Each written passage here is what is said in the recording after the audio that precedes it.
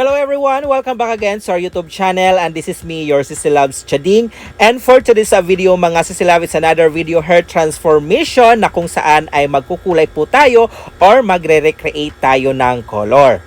So ito po yung client's hair natin ngayon mga Sisi Love, na kukulayan natin. Meron na po siyang previous color, mga nasa 4 months na po yan. At yung ikinulay ko sa kanya before ay dark ash blonde. So gusto naman po niyang baguhin yung kanyang color into something light. So kukulayan po natin siya ngayon ng light ash blonde. At kung gusto nyong malaman kung or makita kung paano natin siya kukulayan at kung paano natin ma-achieve yung light ash blonde, please keep on watching and let's get started!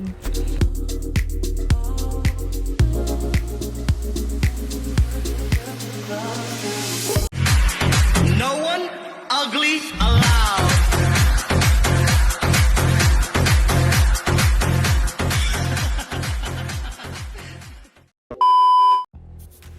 Alright mga Sisi Love, dahil ang kulay na i-achieve natin ngayon is light ash blonde. So para ma-achieve po natin yung color na light ash blonde, kinakailangan natin na mag-undergo ng process ng pre-lightening or yung sinatawag natin na bleaching process.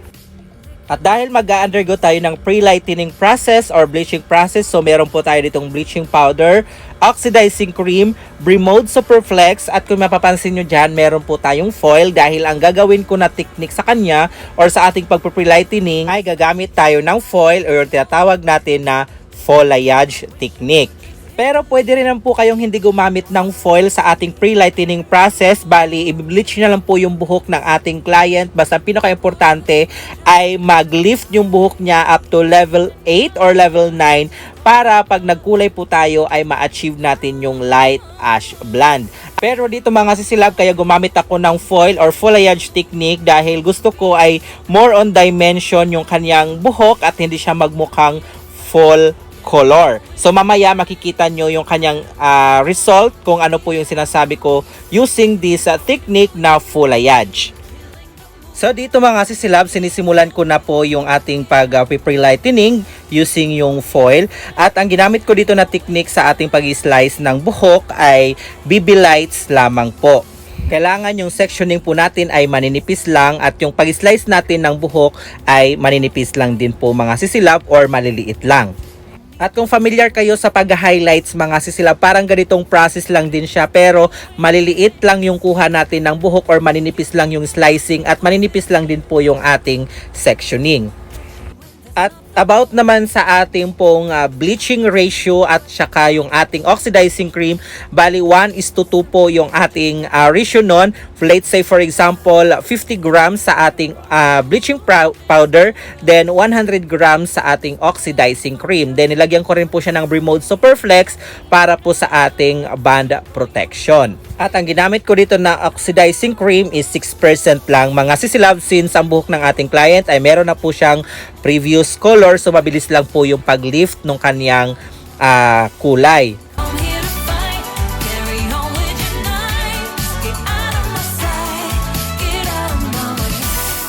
At yung placement naman ng ating foil, nakadepende na rin yun sa inyo mga Sisi Love kung anong strategy nyo or anong technique na gagawin nyo. Bali, ang ginawa ko dito ay yung paglalagay ko ay magkabila ang sides, then sinunod ko yung gitna, then same lang din po na process, magkabilaan, then sisunod ko yung pinakagitna. Yun po yung ating placement ng ating foil.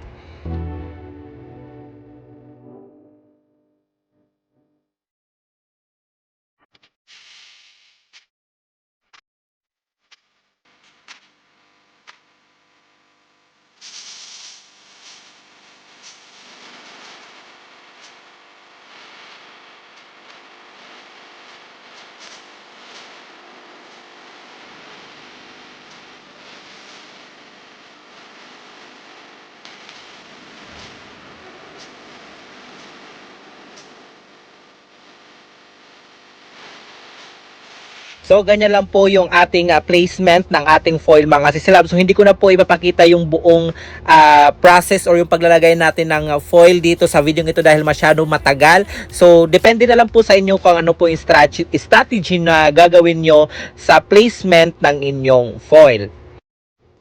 At kung naghahanap kayo ng full details at wala kayong masyadong idea kung paano ang baby lights technique, meron po akong hiwalay na video noon mga sisilab.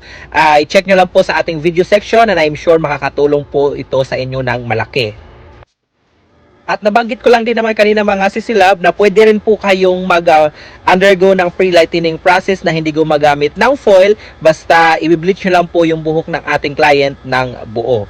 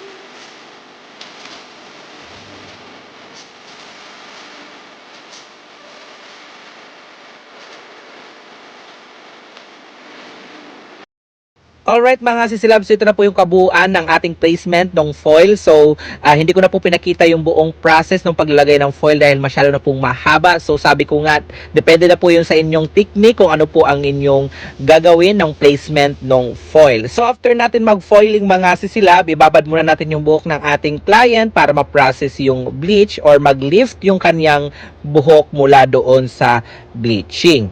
And standby lang kayo mga sisilab para sa ating next step na gagawin at syempre yung ating pong color mixture kung ano ang gagawin natin sa kanya para ma-achieve natin yung light ash blonde hair color.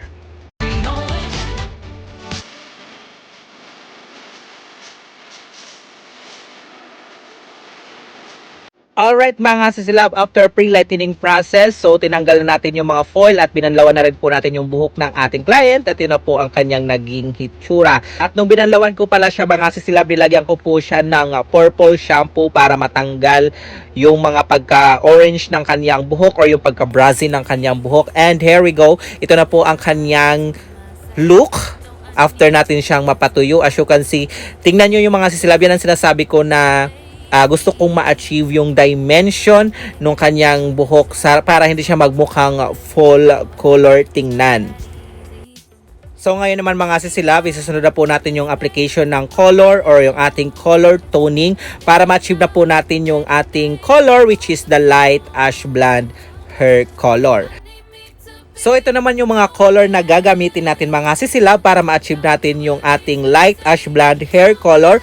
So meron po tayong 0.11 which is ash, 10.11 super light intense ash blonde, 6.11 yan po ay dark ash blonde. So ang atin naman pong magiging mixture niyan, unahin po natin yung 10.11 yung super light intense ash blonde, 100 grams. Then imimix po natin yung 0.11, 50 grams. Then yung atin pong 611 dark ash blonde is 25 grams. So all in all sa atin pong color, meron po tayong 175 grams. So ang gagamitin naman natin na oxidizing cream, 3%. Since ang ating color 175 grams, ang ilalagay po natin na oxidizing cream is 175 grams. So 1:1 ratio po yung ating color mixture. You're not the one.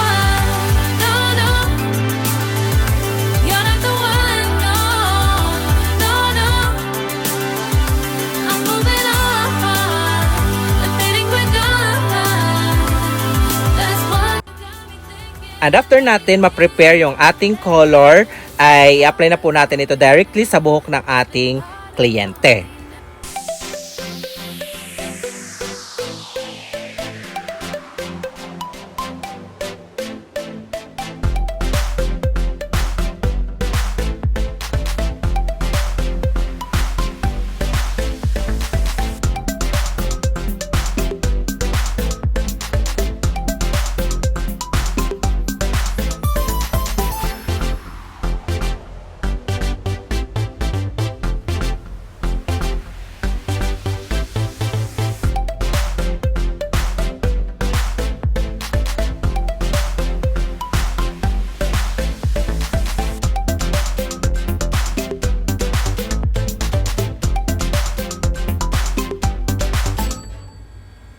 Alright mga sisilab, after natin mag-apply ng hair color, ibababad lang po ito natin for about 10 minutes. Then afterwards ay babanlawan din po natin at huwag kalimutan maglagay ng moisturizing treatment para iwas dry sa buhok ng ating client. At sabay-sabay natin panoorin ang kanyang result sa ating light ash blonde hair color. Kung ito po ba ay have or wale, at i-comment nyo kung ano ang inyong masasabi sa ating hair color na light ash blonde hair color.